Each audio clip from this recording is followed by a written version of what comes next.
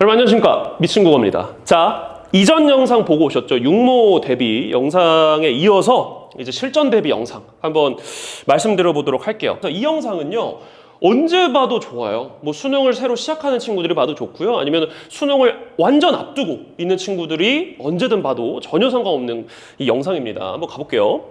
그러니까 부제가 국어는 결국 실전입니다인데, 근데 여러분 사실 수능에서 실전이 중요하지 않은 과목이 어디 있겠습니까? 국어 당연히 중요하죠. 수학 너무 중요하죠. 영어도 너무 중요하죠. 탐구 말할 것도 없죠. 여러분들도 다 알 거예요. 국어는 결국 실전이 정말 중요하다는 거. 그래서 이제 집에서 풀 때랑 시험장에서 풀 때랑 그 간극이 가장 큰 영역이 국어거든요. 왜냐면 1교시잖아요. 국어는 1교시라는 그 폭력성이 있고 그 위험성이 있기 때문에 여러분들은 국어에서 실전성을 항상 염두에 둬야 그 수능날 1교시를 문제없이 통과할 수 있는 겁니다. 알겠죠? 그러니까 국어가 이래서 어려운 건데 1교시기도 하고요. 근데 아까 제가 간극 얘기를 했잖아요. 그러니까 시험장 아닐 때는 이 취하신 이분 보입니까? 이 헤드폰 끼고 편안하게 있는 분? 그러니까 시험장 아닌 뭐 독서실이나 본인이 매번 가는 독서실이나 아니면 집에서 풀 때는 아주 편하게 풀죠. 압박감 전혀 없고요. 그러니까 압박감이 있어도 그냥 뭐 집이니까, 내가 익숙한 장소니까, 어차피 틀려도 큰일 날 거 아니니까, 이런 생각이 있기 때문에 편하게 풉니다. 그래서 본인의 실력이 완전히 안 나왔다? 완전히 망한다? 그럴 일은 거의 없어요. 근데 이제 문제가 여기죠. 시험장 가면 여러분 이거 딱 너무 좋아. 너무 좋은 이미지가 있어서 이거 갖고 왔거든요. 막 허둥지둥 막 어떡하지? 막 이러면서 푸는 친구들이 굉장히 많습니다. 그래서 국어 때문에 재수하는 친구들, 삼수하는 친구들이 많은 이유가 이것 때문이에요. 시험장만 가면, 실전만 가면 아주 그냥 패닉에 빠져버려. 이런 친구들은 꼭 이 영상 잘 참고하시길 바랍니다. 제가 현강이나 인강에서도 계속 말씀드릴 테니까 자, 한번 가보시죠. 그러니까 저도 생각을 해봤고, 저도 이제 국어를 한두 번 가르치는 게 아니니까 많은 친구들을 봤습니다. 근데 유독 시험장에서 약한 친구들이 있어요. 유독 실전에서 약한 친구들 특징이 딱 이런 거거든요. 한번 봐봐요. 이거 중요한 얘기입니다. 이 100점이라는 허상에 빠져 있어요. 자신의 실력도 100점짜리 실력이라고 생각을 합니다. 이러면 안 돼요. 이러면 안 됩니다. 그러니까 본인의 실력에 비례한 운영, 본인의 실력에 비례한 목표가 세워져야 되는데 그냥 무지성으로 수능국어 45문제 100점 시험이라고 생각을 하고 그냥 들어가 버리는 거예요. 그래서 100점 문제 다 맞춰야 돼 라고 생각을 하다 보니까 초반부터 시간이 부족하다고 전제를 깔아버려요. 이건 당연하죠. 왜냐하면 본인 실력이 100점이 아닌데 100점짜리 시험을 운영한다고 생각해버리니까 시간이 당연히 부족하죠. 그래서 이제 허둥지둥 됩니다. 그래서 천천히 읽어야 할 곳에서도 허둥지둥 되다가 이제는 풀릴 것도 안 풀리게 되는 거예요. 그러니까 여러분 이걸 정말 쉽게 말씀드릴게요. 그러니까 예를 들어서 본인은 80점짜리 실력이야. 그러면 시험장에서 80점 맞으면 본인 실력이 나온 거야. 근데 80점짜리가 100점 다 맞추려고 하면은 이게 결과값은 70점 막 이렇게 나와버린다고요. 왜?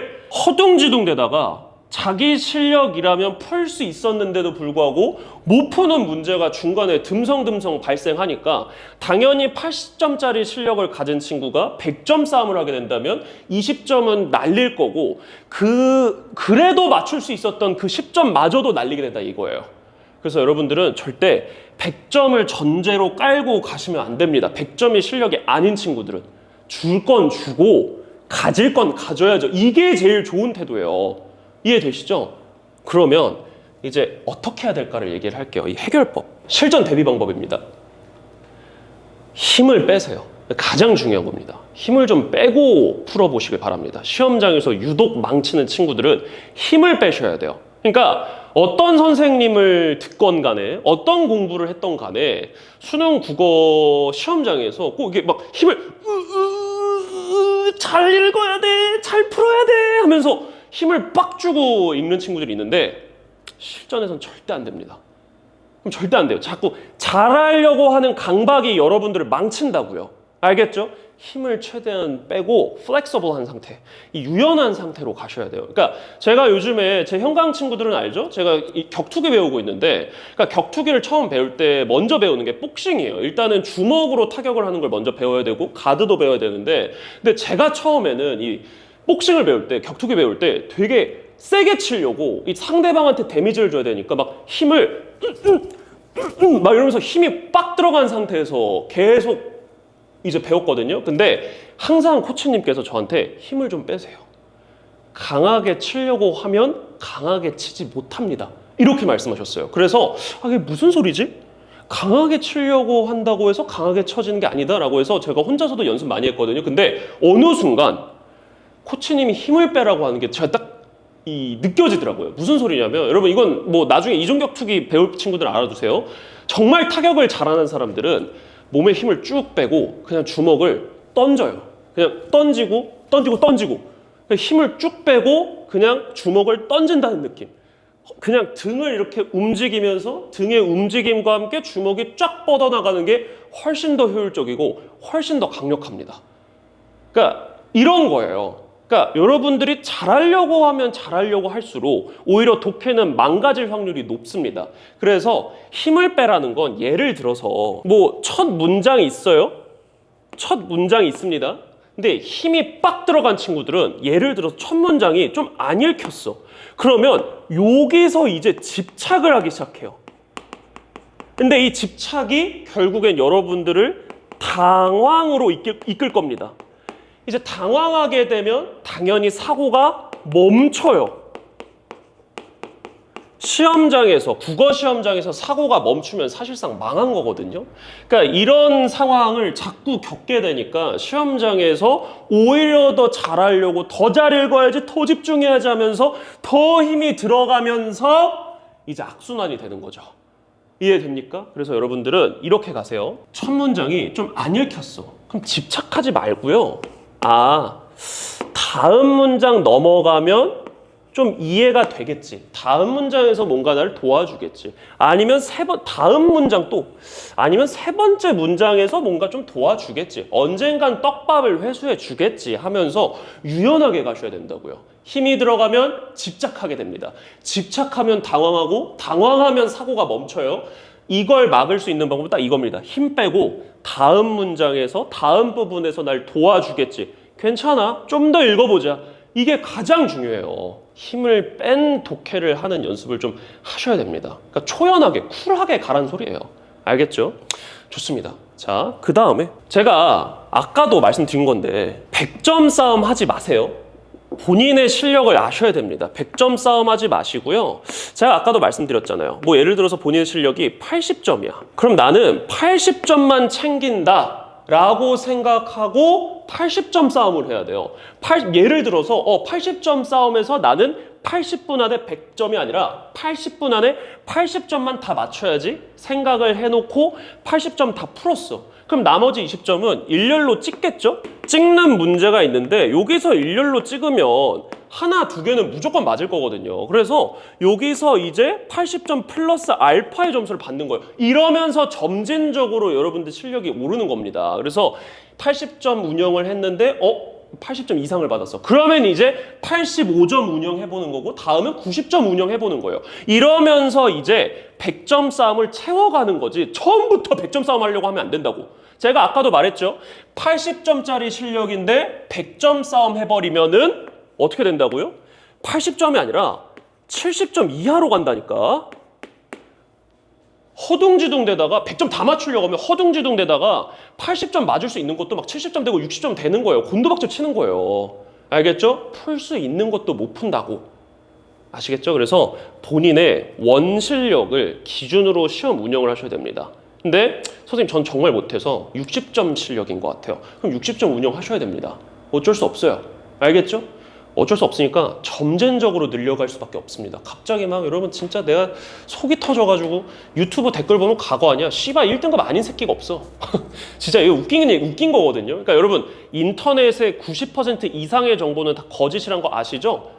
거짓 정보의 바다야. 인터넷은 더 심해졌어. 그러니까 유튜브 댓글이라고 다 진실이겠냐? 말도 안 되죠. 진짜 내가 손목 걸고 얘기할 수 있는데 막 자기는 뭐 7등급에서 1등급 됐네, 뭐 5등급에서 1등급 됐네, 그런 댓글들 다 10개 중에 9개는 좀 구라라고 확신을 합니다. 저는 확신해요. 인증하라고 하면 인증하는 새끼 한 명을 못 봤어. 그래서 여러분 댓글에 너무 휘둘리지 마세요.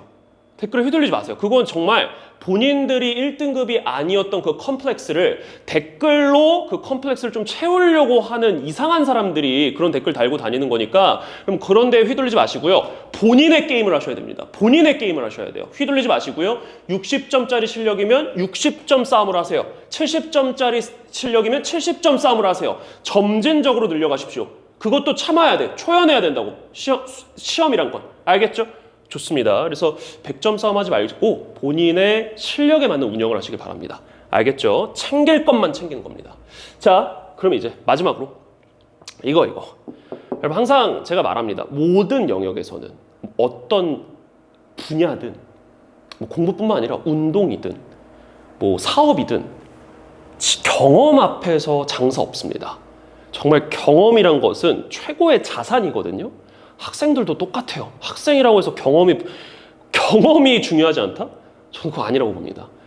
실전 경험을 최대한 확보하십시오. 뭐 사설 모의고사를 풀든 뭐 그냥 이제 평가원 기출을 45문제 뽑아서 풀든 상관없으니까, 교육청을 풀든 상관없으니까 실전 경험을 최대한 확보하십시오. 즉 운영을 해보라는 거예요. 앞에서 예시 그대로 갖고 올게요. 내가 80점짜리 실력이야.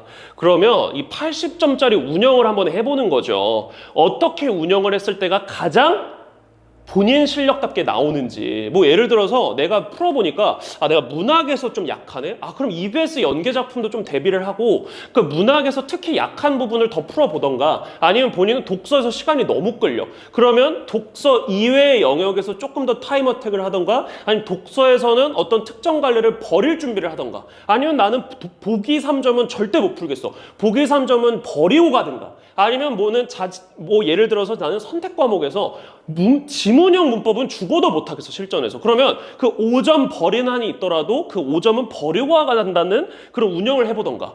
절대 100점 싸움 하려고 집착하면 안 되고요. 그 집착에서 벗어난 운영 싸움을 최대한 경험을 통해서 확보하셔야 됩니다. 알겠죠?